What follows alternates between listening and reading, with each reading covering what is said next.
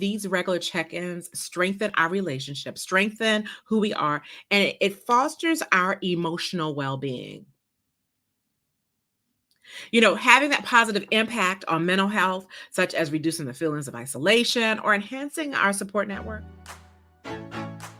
You're listening to Cold Press Conversations with Dr. Jewel White Williams, a lover of numbers, lists, and a good glass of cold press juice, who is sharing episodes each week to help you explore the back end of healthcare and health sciences.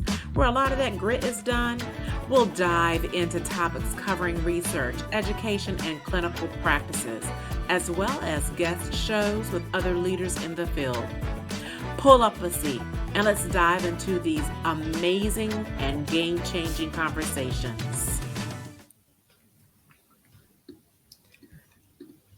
Do you ever get that feeling that sometimes you just need to check in? And there are two types of check-in, right? You have the check-in with yourself where you need to make yourself just stand still in a place or find a corner or stairwell or wherever you are, and you need to just check in with yourself and just get yourself in the right mind and in the right space. Or do you have it where you're driving down that road and you have that need to do a check-in on your family member, on your friend? So this mini episode is about the compassionate check-in. The compassionate check-in is something that I think many of us often say, hey, I'm going to call such and such later on. Or you said, I'm going to give myself 5 minutes, but first let me do this. So I just want to talk about why these regular check-ins strengthen our relationship, strengthen who we are, and it fosters our emotional well-being. Having that positive impact on mental health, such as reducing the feelings of isolation or enhancing our support networks, that is what we need to focus on sometimes. Those regular check-ins, when we talk about strengthening our relationships, it's talking about checking in and just saying, how is my friend doing today? Or that check-in for ourselves, we may need to ask ourselves, how am I doing right now at this moment? We're getting ready to approach the holiday season. Whether you celebrate any of the items that are getting ready to come forth, but most of us do celebrate Thanksgiving. Then we have multiple holidays that are coming up in the month of December. And I'm not including Halloween. But I'm just stating to you that that is a time when I think many people start having the need for check-ins. And so I actually have an infographic that I kind of created, added some tweaks here and there. And it has just a few things that I would like to share. Now, if you're interested in the infographic, just go ahead and DM me. If you're watching it on Facebook or LinkedIn, and I may just go ahead and find a way to just make sure it gets out there. But I think what I want to just tell you is that it's important that we focus on a couple of things. So the compassionate check-in that I'm going to focus on today is just a compassionate check-in for our family or friend. So if we have that opportunity, then we go, how is my friend doing today? How are you doing today? And when we think about that, so often we hear many of our friends and family members say, I'm okay. I'm doing great. Thank you. I'm all right. I'm fine. Oh, that one word, F-I-N-E, sometimes gets underneath my skin because I feel like that word fine is just such a very generalized word. I think we all can be fine, but how are you really doing today? And then I think oftentimes when people say, how are you doing today? And they ask you, you feel as though that person's not listening. So if you are going to be a genuine person with compassion and empathy, it will be important for you to, when you ask this question, that you are able to listen. You don't have to give advice. Actually, that's probably the best sign of a friendship or a relationship with your family member. Sometimes That person just wants you to listen. And if they ask, can you please tell me your opinion? You can give it. But the ultimate choice is for them to make that decision. But listening is huge. What recent accomplishment can I celebrate with them? Those little things matter. It could be big, it could be small, it could be celebrating just a minor success. But when you show that empathy and that compassion, showing the importance of celebrating a success, big or small, then your family member is very happy to have it. Because when you do well and your connections do well, we all do well. And you remember how I asked that question about how are you doing today? Or how is my friend doing today?